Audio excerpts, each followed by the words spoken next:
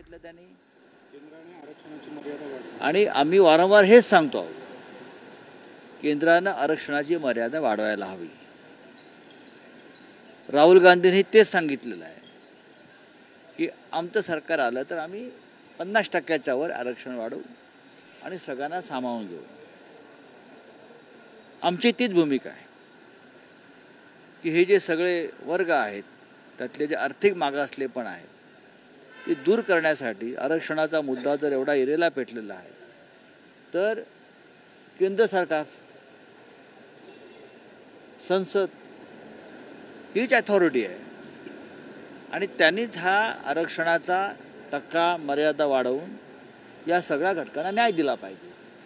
शरद पवार असं देखील म्हणाले की तामिळनाडूमध्ये 78% आरक्षणाची मर्यादा वाढवली, महाराष्ट्रात असं का होत नाही? तामिळनाडूचं आरक्षण टिकलेलं आहे. तामिळनाडूचा जो टक्का वाढलेला आहे आपण पाहिला असेल की बिहारचा टक्का सर्वोच्च न्यायालयानं फेटाळून लावला, पण तामिळनाडूनं ज्या पद्धतीने सगळं बसवलेलं आहे तर तो सर्वोच्च न्यायालयात सुद्धा टिकून आहे. महाराष्ट्र सरकारनं केंद्राकडे हा विषय नेला पाहिजे.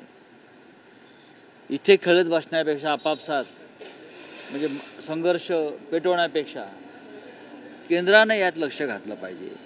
पण देशाचे गृहमंत्री महाराष्ट्रात येतात आणि काय सांगतात ही जी आरक्षणावरची आंदोलनं उपोषणं आहेत ती चालू राहू दे, आम्हाला सवय आहे त्याची, ही आंदोलनं कशी चिरडायची मोडायची आम्हाला माहिती आहे.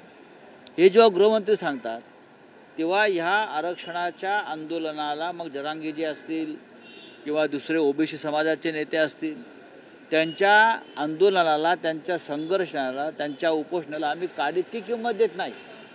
हे भारतीय जनता पक्ष सांगताय, त्यांचे गृहमंत्री सांगतात. आमची ती भूमिका नाही. आम्हाला असं वाटतं की आता उपोषणं फार झालेली आहेत, लोकांच्या जीवाशी खेळू नका, नेत्यांच्या जीवाशी खेळू नका आणि हा विषय केंद्राकडे न्यावा.